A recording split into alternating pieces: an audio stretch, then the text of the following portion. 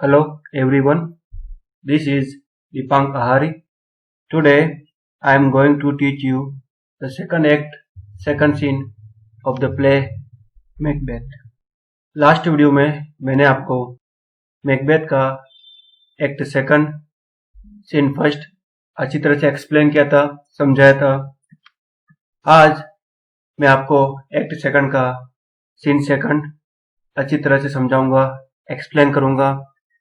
इस act second में total 4 scene है और आज हम सीन सेकंड पढ़ेंगे। Okay, so let's start. तो जैसे ही स्टेज पर एक्ट सेकंड का सीन सेकंड ओपन होता है, जो प्लेस हमें दिखाया जाता है वो है वही सेम मैकबेथ कासल, मैकबेथ का किला का कोर्ट इन्वर्नेस, यानी कि मैकबेथ का किला। और इस सीन सेकंड में जो कैरेक्टर्स स्टेज पर अपीयर होंगे, लेडी मैकबेथ एंड मैकबेथ। तो जैसे सीन सेकंड स्टार्ट होता है, लेडी मैकबेथ स्टेज पर अपीयर होती है। लेडी मैकबेथ स्टेज पर आते ही एक फेमस कोटेशन बोलती है, that which had made them drunk had made me bold, what had quenched them had given me fire. Lady Macbeth कहती है कि जिस लिकर ने, जिस वाइन ने, जिस शराब ने उन लोगों को, यानी उन गार्ड्स को जो कि किंग डंकन की सुरक्षा कर रहे थे, प्रोटेक्शन कर रहे थे, उनको ड्रंक बना दिया या एक तरह से मदहोश बना दिया। लेकिन उसी लिकर ने, उसी शराब ने मुझको हिम्मत दी है, मुझको बोल्डनेस दी है, मुझको करेज दिया है, ताकि मैं जो भी काम सोचूं वह कर सकूं।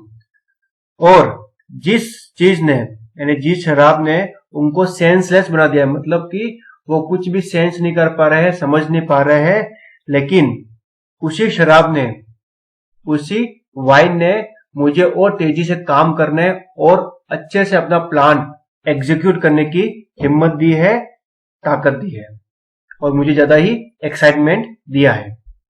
आगे लेडी मैकबेथ कहती है कि उसे एक उल्लू के चिल्लाने की आवाज आती है, तो कहती है कि मुझे उल्लू, जो कि एक अपशकुनी बर्ड माना जाता है, उसकी आवाज आ रही है, उसकी चिल्लाने की वॉइस आ रही है। इसका मीन्स यह है कि डंकन जल्दी ही इस दुनिया से विदा होने वाला है और मेरे हस्बैंड मैकबेथ जरूर ही उनका मर्डर करने वाले होंगे।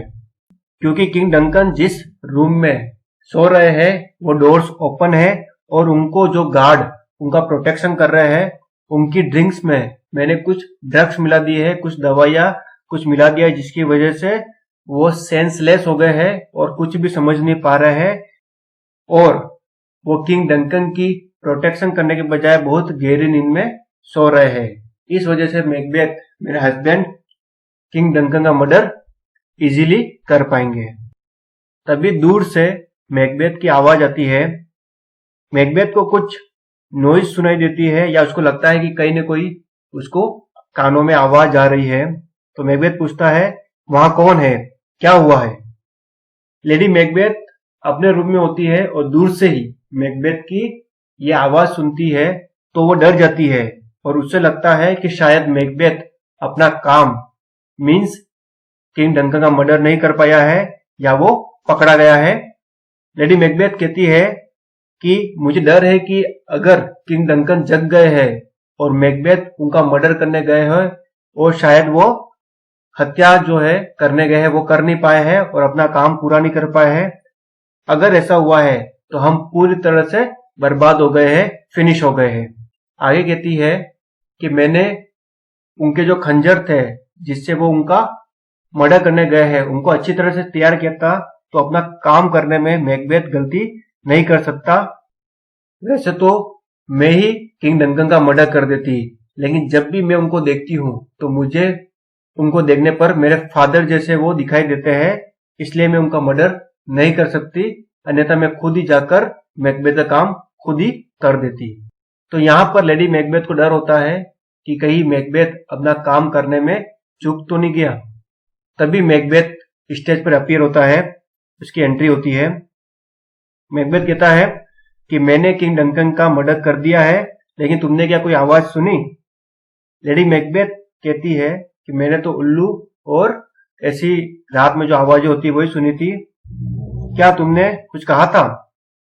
मैकबेथ ने कहा, नहीं तो।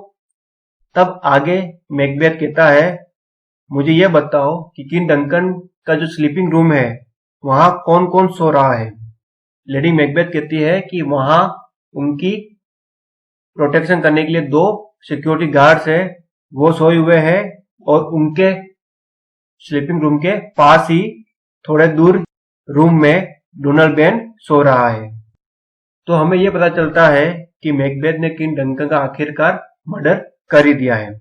मैकबेथ अपने खून से सने हुए हाथों को देखकर कहता है कि यह तो बहुत ही वियर्ड सीन है, लेकिन लेडी मैकबेथ उसका मजाक उड़ाते हुए कहती है कि ऐसा तो कुछ भी नहीं है, ये कोई बड़ी बात नहीं है।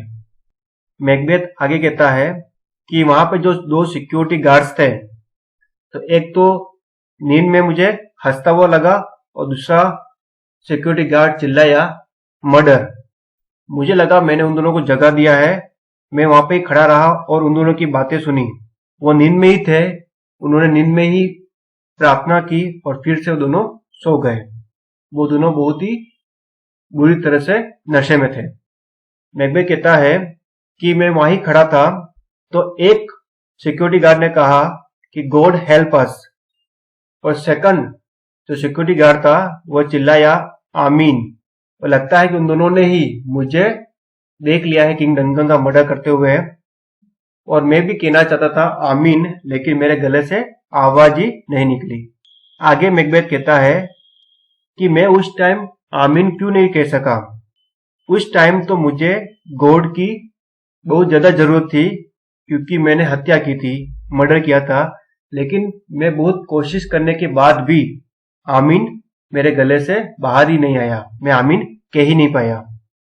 लेडी मैकबेथ को सांत्वना देते हुए कहती है कि आपको इन सभी बेकार बातों पर ज्यादा सीरियसली नहीं सोचना चाहिए, ज्यादा विचार नहीं करना चाहिए, क्योंकि आप ऐसी हर बात को सोचोगे तो आप और हम दोनों पागल हो जाएंगे, इसलिए ऐसी बेकार बातों पर ज्यादा मत सोचो। लेडी मैकबेथ की बात सुनकर मैकबेथ एक फेमस कोटेशन बोलता है, methought I heard a voice cry, sleep no मोर।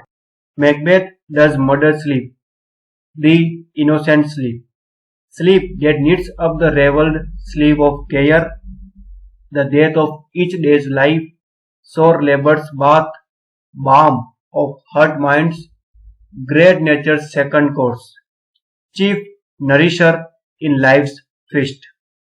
तो मैकबेथ की इस कोटेशन का मीनिंग है, मैकबेथ कहता है कि मुझे ऐसा लगा जैसे कि मैंने कोई आवाज सुनी। अब मैं ये नहीं कह सकता कि वो आवाज रियल थी या इमेजिनरी थी, पर मैंने ये आवाज सुनी, स्लीप नो मोर, मीन्स अब अधिक मत सोना है, किसी को भी अधिक नहीं सोना है, क्योंकि मैकबेथ ने स्लीप का मर्डर कर दिया है। यानी मैकबेथ ने एक सोते हुए आदमी का मर्डर कर दिया है, तब कोई भी अगर सोएगा तो वो डेंजर में होगा, क्योंकि मैकबेथ ने एक सोते हुए आदमी का मर्डर कर दिया है, तो कोई भी मत सोना। मैकबेथ ने इनोसेंट स्लीप, एक ऐसे आदमी का नींद में ही मर्डर कर दिया है जो कि इनोसेंट स्लीप में सोया हुआ था, बिल्कुल गहरी नींद में सोया हुआ था, उसको कुछ पता ही नहीं था, और मैकबेथ ने उसका मर्डर कर दिया।